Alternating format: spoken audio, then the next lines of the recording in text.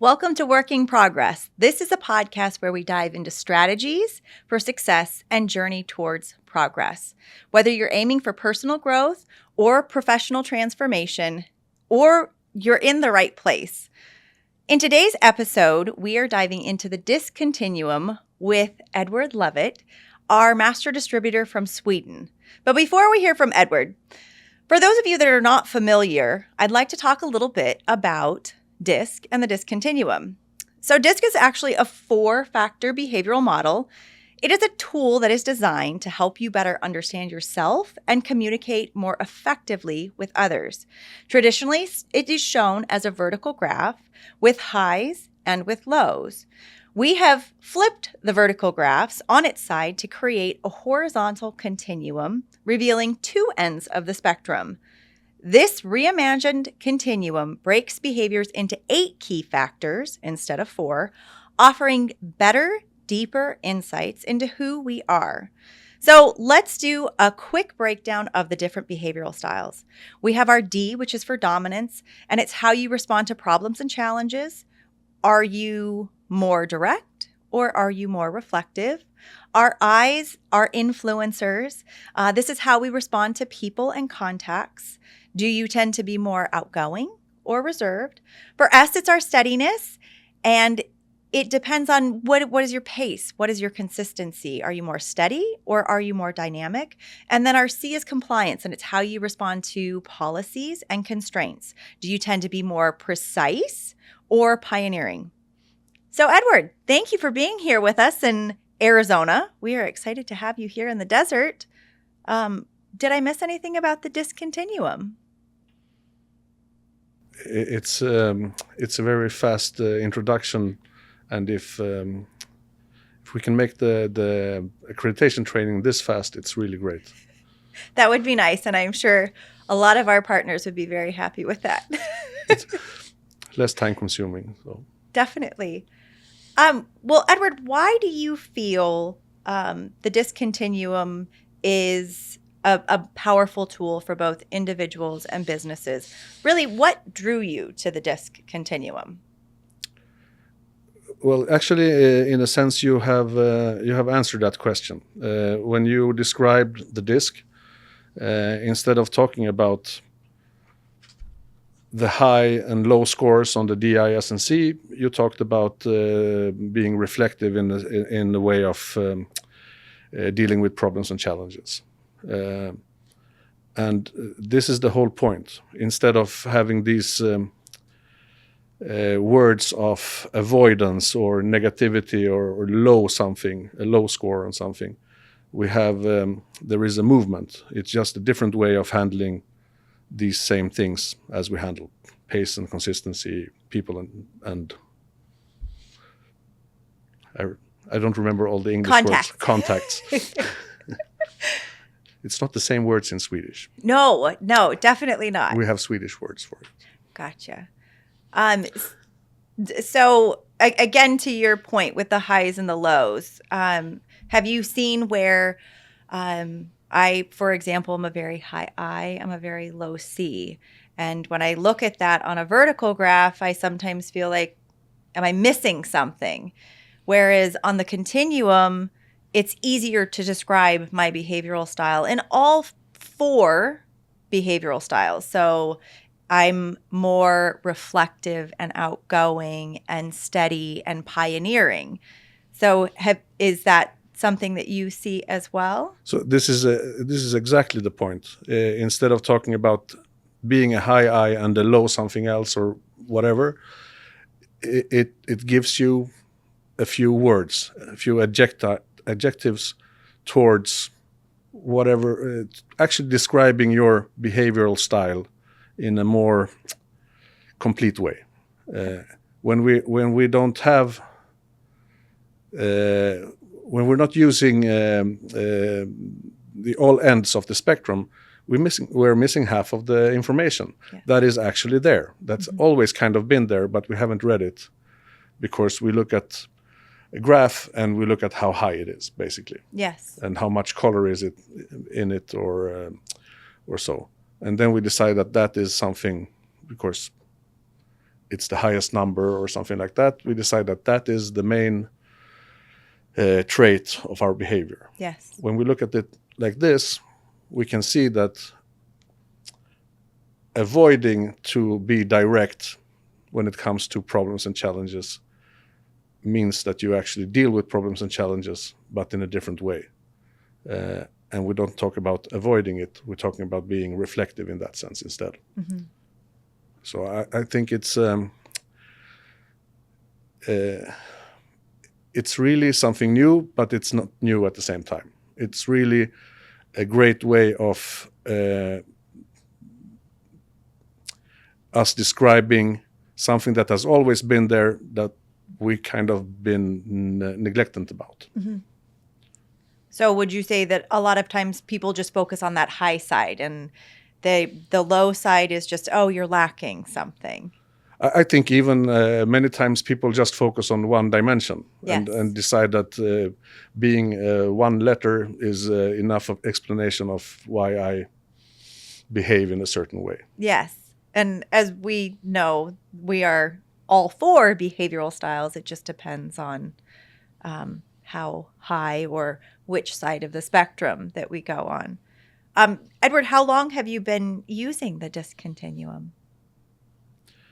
We have been using it since, I would say, May of 2023. Okay. And we exchanged all the materials we had at that point from DISC to the DISC Continuum. Decided that if you want to use the old DISC, it's fine because it works and it's really a great tool. And you get all the information you need in a training that has to do with Continuum. You just have to kind of forget half of it if you want to. But the DISC Continuum tells the whole story. Yes. It paints a much better picture than the... There were movies in black and white. They were great too. But yes. With colors and with sound, we kind of understand them more and get a emotional connection in a much simpler way to whatever we are. It's also much more difficult to hide, so to speak. Yes. In the sense of, I used to get these telephone calls. I have such a high I, so I haven't read the information. And usually it's not because they have a high I, it's because they haven't read the information. That might be for 10 different reasons. Maybe I wrote it in a bad way or so, but if it comes from your behaviors, it's because you have a very low C. Yes. Has nothing to do with the I. Same thing with the, I do things so fast and efficiently, blah, blah, blah. It's because I have a high D. Again, we don't measure pace with the D factor. We measure it with the S factor. Yes. So it has to do with those things.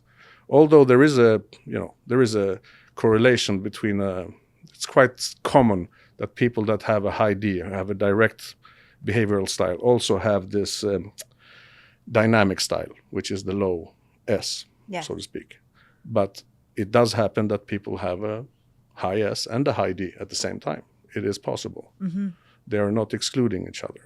So in this way, we get that information directly. Mm-hmm. Yes.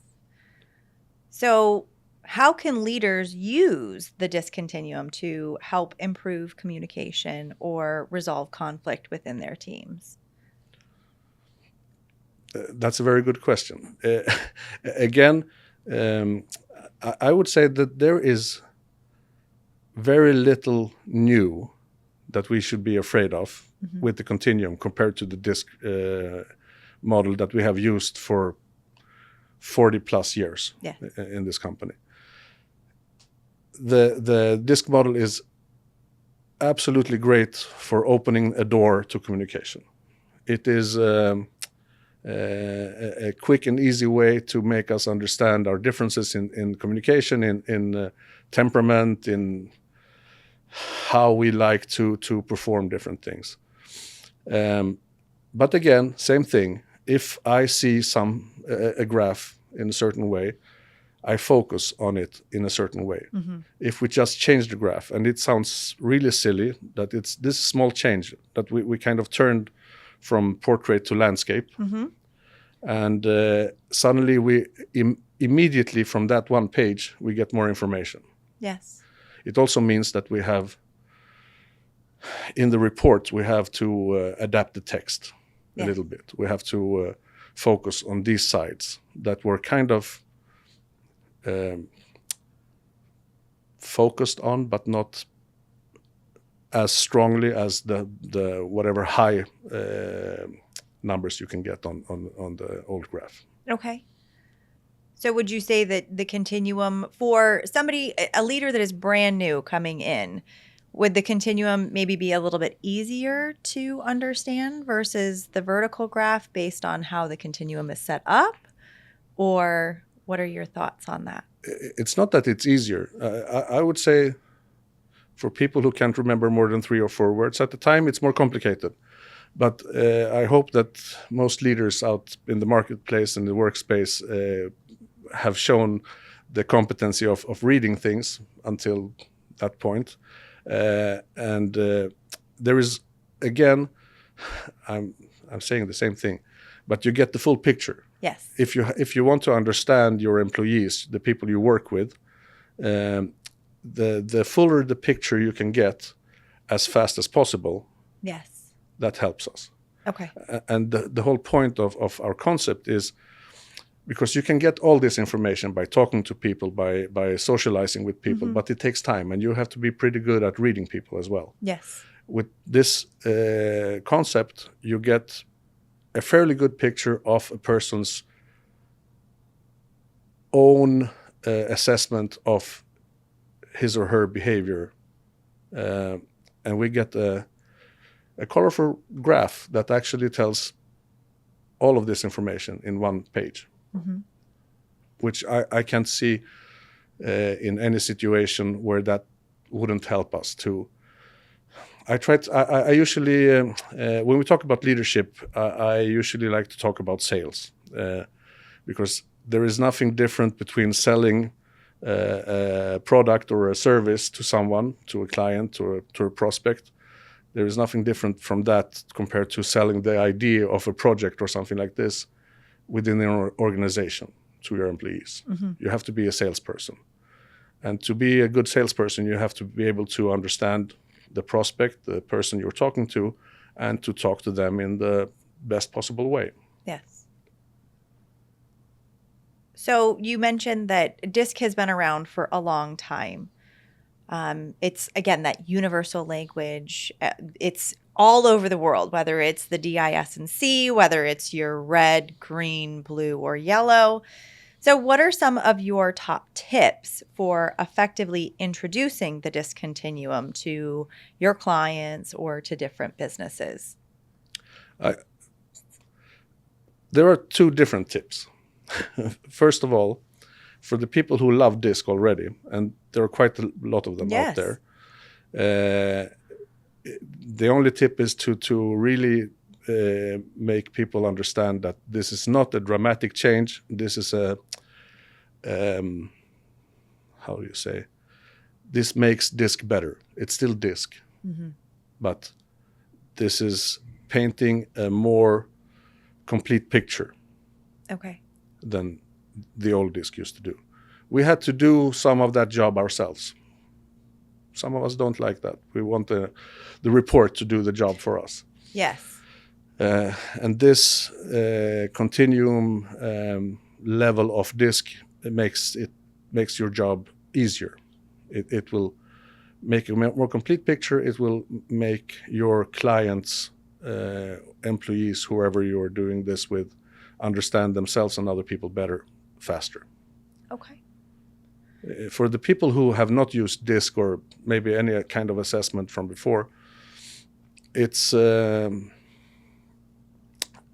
if they compare the DISC to the DISC continuum, again, I feel I'm saying the same thing over and over again. But would you like half of the picture or would you like the whole one? Yeah. That is the question. And I think most people will, for the same price, I mean, there's no difference, would like the full picture. Yes. So have you had any pushback on going from the disc vertical graphs to the Continuum in the last year? You have? Okay. Yes. People don't like change. Okay. Some people don't like change. If something works, why change it? Yes. And I totally agree with that. If it works for you, fine. But I'm telling you that you can do a better job with this instead of disc. Okay. The pushback is also, the disc model had 4 distinct factors. It was easy to remember, and we in our country always called them by colors, so we didn't even have to remember any letters or words or anything like that. Now we need to learn, first of all, the anchors, and secondly, the 8 behavioral styles. But it's 8 behavioral styles, and it's not a lot. I think most people can digest that, especially if you debrief a report with a person. The topic of that conversation is the most interesting topic for that person ever, because it's about them. Yes. And you should paint as good picture as possible for that person. Yes. Because he or she will be much happier with whatever report is introduced to them. Okay. So are there any misconceptions that you have had about the Continuum at all? I would say not really. Okay. I'd say that there is one misconception which is okay by me, because when we launched this, and the first thing we had, first bigger project, was a company that sells, it's very similar to Staples and those office, an office supply store. And the first feedback I got from one of the the employees that were going through their leadership training, it was like, I love this. This is so much better than disc. Oh. So it was a misconception that this is not disc because there are no DIS and C words in this report. Correct. It's still disc. But these people felt that they got so much more out of it, and they have done these reports before of different kinds. Okay. So this misconception I like. It's fine. It's good. It's a good one. Otherwise, no. As long as our work is to make people communicate better, so we have to try to communicate well as well with the people who are using our products. We made a very, very simple PowerPoint presentation. Okay. It was a vertical graph that fell. Okay. I made an animation in PowerPoint, very complicated, and it fell, and it became the Continuum graph. Okay. Everyone could see it's the same graph. It is the same results, but suddenly we see more information in it. Okay. That was, for many people, we say in Sweden that the coin fell down. Okay. You put the coin in a machine and suddenly it turns and it falls down. So the light went off in here. That's maybe the saying in in the U.S. In the U.S. So you're saying that the training that you had to do in order to revert from the vertical graphs to the Continuum, it wasn't, a 2-day training with all kinds of information. It was just a simple PowerPoint? No, for the ones that already were trained in disc, it was, we had a 1.5 hour session. Okay. Basically showing this over and over again. Okay. Until they understood. No, but they had questions, and of course you had to go through the 8 behavioral styles. But it was 1.5 hour, and it completely understood. No problem. Good. We had to change our whole accreditation training, yes. of course, which was a much bigger project. Yes. Because we suddenly need to add information about all of these new behavioral styles. New. Adapted. A little bit. Yeah. Okay. So any last words of wisdom for our listeners who might be considering using DISC? Maybe they've been using the vertical graphs for 40 years, and after this podcast, they are thinking, oh, maybe I should try the Continuum.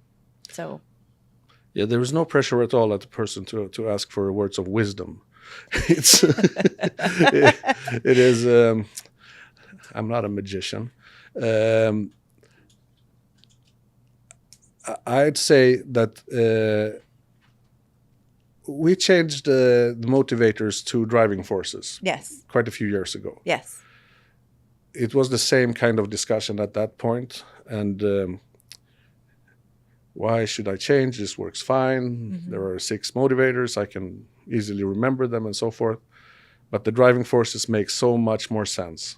Mm-hmm. And I don't know how it is in different markets, but we never sell a motivators report. We never use motivators report nowadays. Okay. Because the driving forces is so much better.